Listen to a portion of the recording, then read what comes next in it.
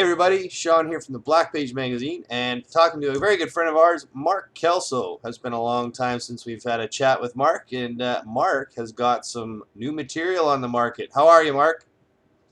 I'm good, Sean. Nice to see you, buddy. Nice to see you as well. So we've got the new CD, the Jazz Exiles. Tell us all about that. Yeah, it's a new group I started up. I had the plan about 10 years ago, and then I got the full-time position at Humber, had my first kid, and it just sort of slid into the back of my brain, Right. even though I had the idea and the guys in mind. And then finally this year I said, I got to do it. So in between my other project, the DVD, which we'll talk about in a minute, Yep. I booked a gig, hired the band, and then wrote all the material. Did one gig and thought, we got to record this. So Nice. I decided to record it. I did it all in my home studio, recorded and engineered it all, produced it.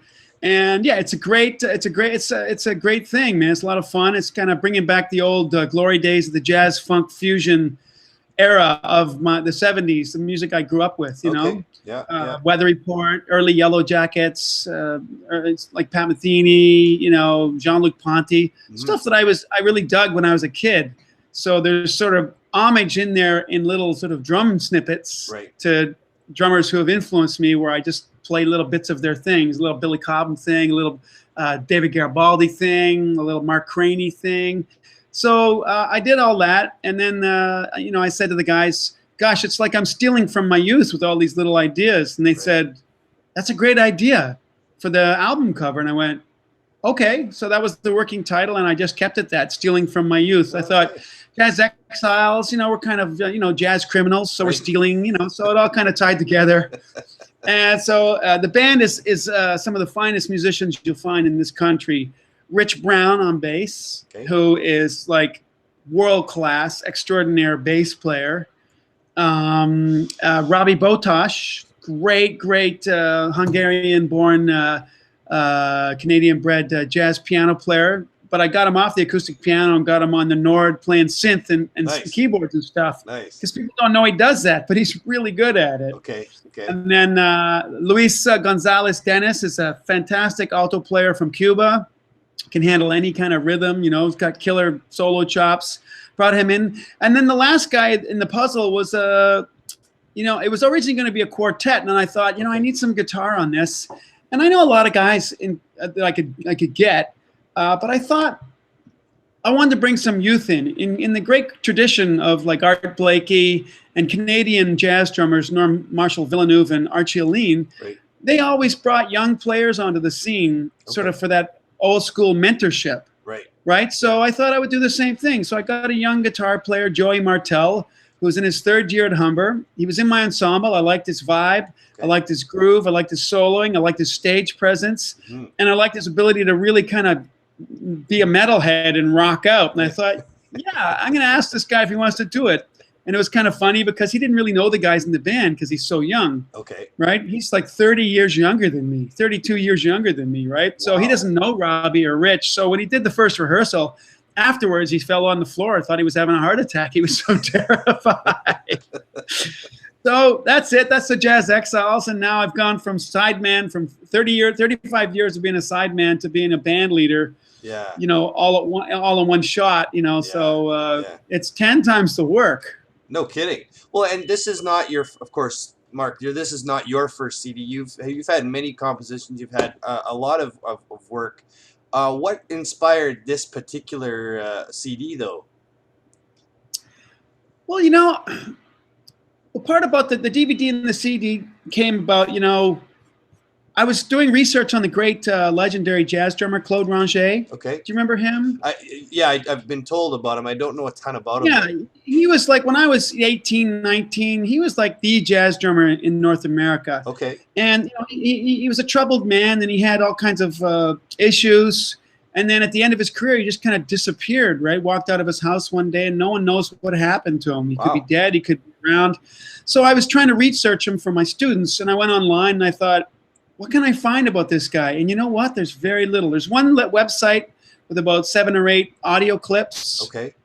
No video footage. There's no he didn't really have a large record discography. Right. And I thought, isn't that a shame? This guy was such a bright star musically that years later, what's left? Not too much. So once the generations change, then it just runs the risk of him completely being forgotten. And for Canadian drummers or Canadian musicians, we have so few that we hold in such high regard that it's a shame to have the history sort of lost because we get swallowed up in the big cousin down south, right? So I thought, could that happen to me? Do I want to leave something for my kids? Do I want my kids to, 20, 30 years from now go, yeah, my dad was a drummer and, here he is. Here's some video footage of him and here's projects that he's led. So it was to do it for my kids and just to leave a mark on the Canadian music scene for myself, more as a leader, my tunes, my projects, and as opposed to being a sideman for 200, 300 other projects that I've been sideman for, Right. I mean, which, it's great to have that body of work, but it doesn't represent what's internally in you other than the fact that you've, represented the parts as best you could. But to have something that's your own sort of piece of the pie, as it were, for the jazz scene. So, hi back there. Let's talk about you, Mark. You mentioned earlier that you just were going to recommend to your fellow musos to never do a CD or a DVD all at once. Tell me a little bit about this process you've been going through. Well, I've got the CD just came out in November, and then I started last summer in July 14. I started shooting a DVD. Okay. And I figured a DVD could be kind of like a CD where, you can knock the whole thing out in 3 months. And the guys I was working with said, oh, yeah, we can do it. Christmas, yeah, sure. Christmas came and went, and we were still editing because it's like 4 or 5 cameras. Right. And I'm scrutinizing every detail. It's not just audio and artwork. It's like every single scene. God, is that what the guitar player is really playing? Is this the right take? And it was epic, and I had to watch it over and over again. So there were some in-between moments where nothing would happen for like a couple of weeks. Right. And so I'd be like, okay, let's. I think. People have come home here. The kids are here. That's great. Yes, add everybody to the mix. So I had weeks of downtime. So I started thinking about this project and writing tunes for it and organizing a gig. And so I'm not one to just sort of sit around and not do anything. I like to keep myself busy. So I started doing the project for the CD in between downtime from the DVD. Right. So I ended up doing both simultaneously because originally, as I'm on sabbatical from Humbert now, the original plan was to have a sabbatical last year and get it all done. So I started it thinking I might have a sabbatical and then didn't get the sabbatical and then went, forget it. I'm just going to keep going anyway.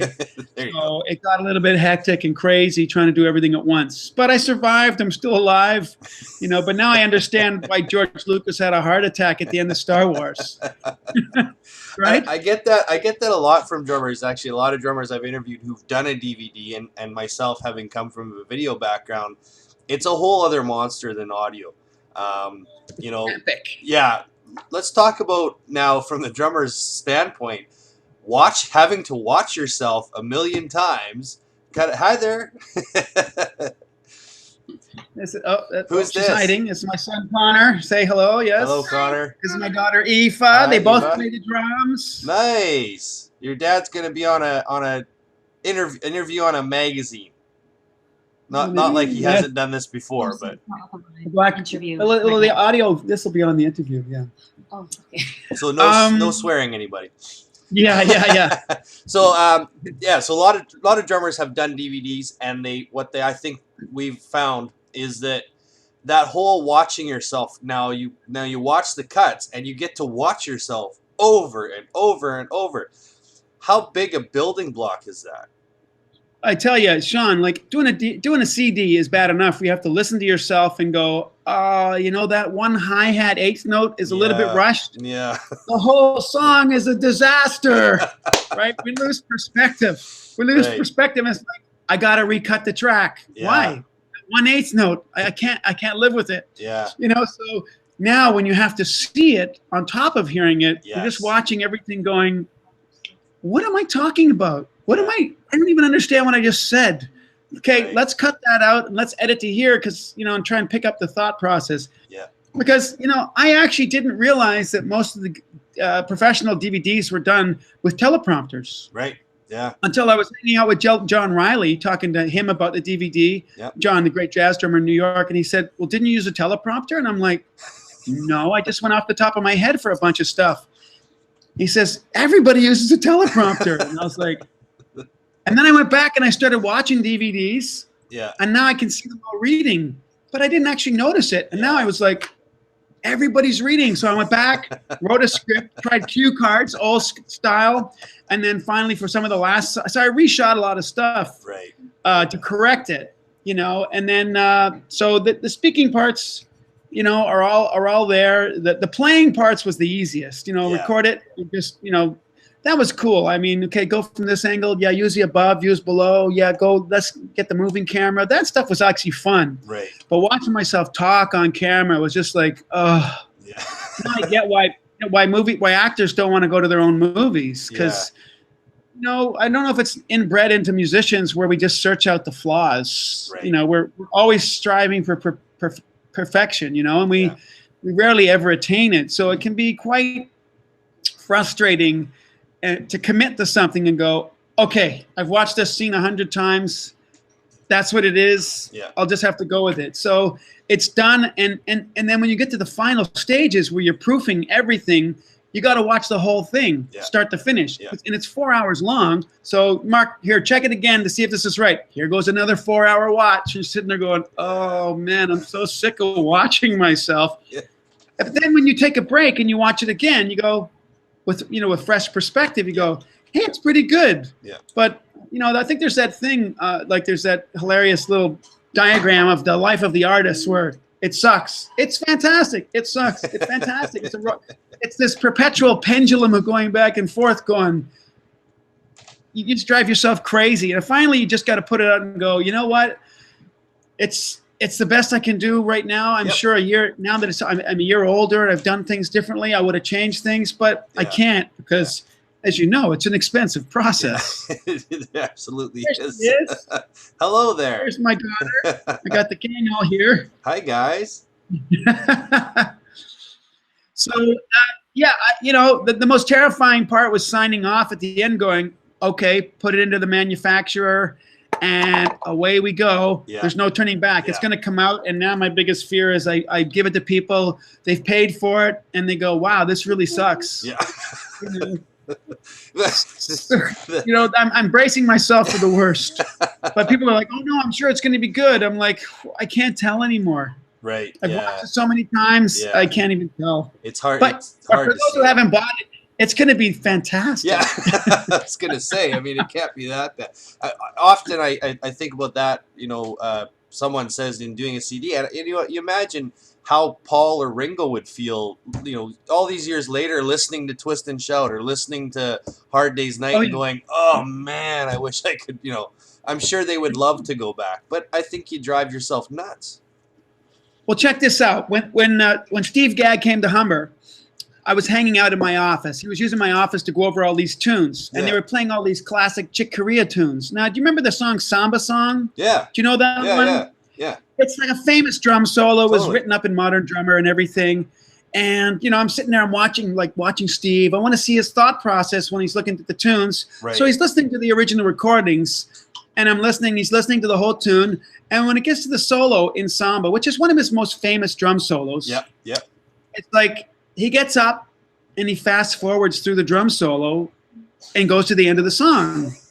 I'm thinking, wow, he didn't want to listen to himself solo. Yeah. I love that solo. It's fantastic. I make my kids play it as a transcription. Right. And I said to him afterwards, Steve, I noticed you fast forwarded during your solo. I mean, that's a famous drum solo of yours. It's like world renowned. You know, everybody knows it's in Modern Drummer. You didn't like that? He goes, nah, not so much. I was thinking, wow, Steve Gadd doesn't like that solo. And then, you know, as an alternative, he plays Night Sprite from the Leprechaun record. Right. And that's got another solo. And this time I noticed he lets the solo go by. And I said, at the end of it, I said, so Steve, you like that one? He goes, yeah, that was a good one. So even Steve Gadd is like, no, I can't listen to that. But everybody else is going, it's great, right? Yeah. So again, being on the inside and the outside, it's total different perspectives because you care so much about doing a good job. I think is ultimately what it comes down to. Absolutely. You care so much about doing the best you can and giving people the best that you can, and not not phoning a part in or not just going, I'll just do 75%. I want to give it 110%. Right. And you always wonder, did I give it 100%, 110%? Did I do my best? Right. And which I think it's a good sort of thing to have as long as you don't drive yourself nuts. You know? Absolutely. So at the same token, you got to step back and have perspective and go, okay, let's hopefully people like it. Yeah, that's all you can hope for. It's the CD right now is getting great response. Excellent. The band is getting great response. So I feel really happy with that project. Yeah. Doing well. Yeah. And it's always, to me, it's always interesting. It's that's the big challenge is it that once it's done, that's a reflection in time. That's that point in time. Yes. At that point, it becomes a historical document. Yeah, absolutely. You mentioned Humber. Mark, you've been there for quite a few years now, and you finally got your sabbatical. However, you've left the ship in good hands. Let's talk a little bit about your protege, a mutual friend of ours. I've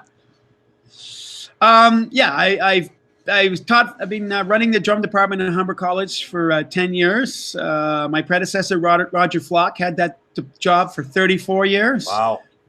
I don't know that I will be there for 34 years. In fact, it was a surprise that I was even there at all. If you had to ask me when I was a teenager at the same school, right, when I was 18, hey, in 30-odd years from now, you're going to run this place, I would have bet you $1 million that was not the case. Really? Wow. But I took the job. I absolutely love it. I love being around the students. Even though they drive me crazy sometimes, I love being around young guys who are into practicing, who are into music. They hip me to all kinds of new drummers I've never heard, new music, all this kind of great stuff. And it's a really creative environment to be in, and I'm happy to impart my knowledge to them. And I took a sabbatical. I thought, who can I leave it in good hands with?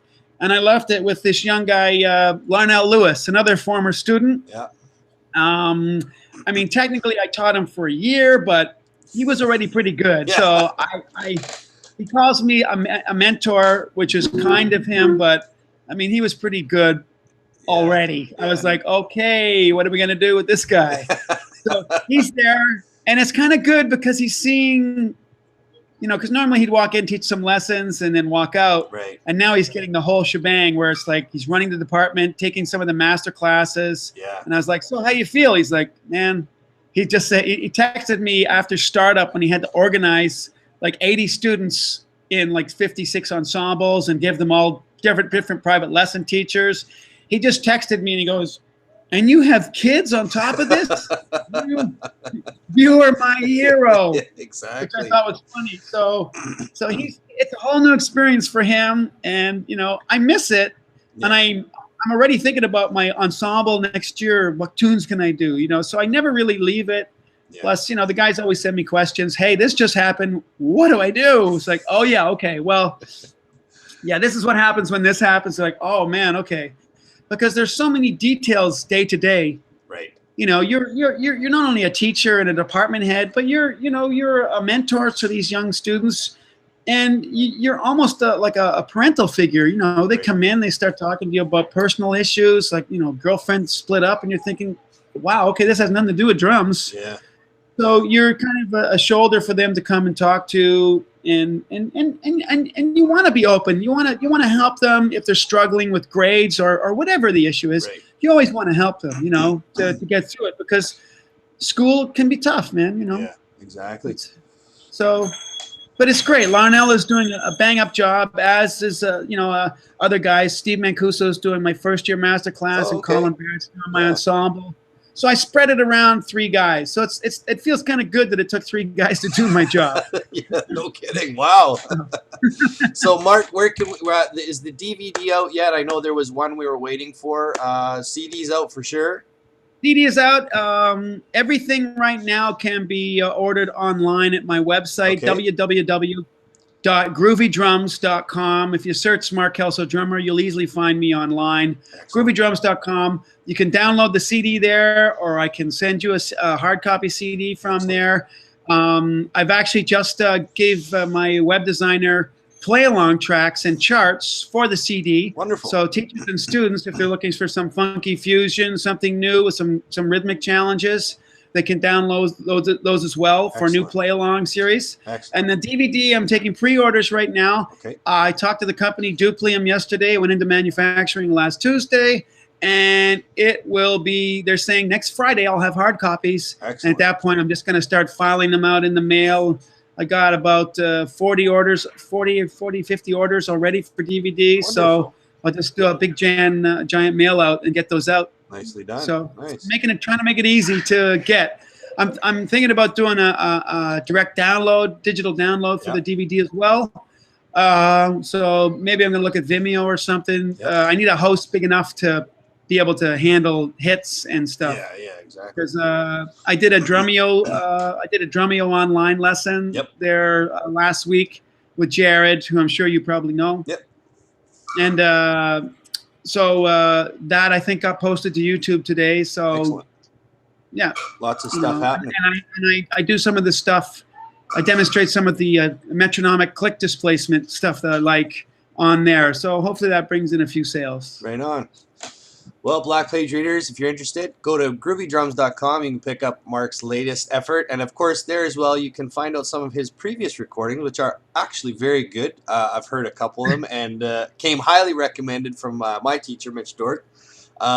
So check out his website for sure. Check him out online and the new watch the YouTube for the new Drumeo lesson. Mark, thanks very much for today, and we'll see you guys real soon. Thank you, Sean. Thank you, Black Page.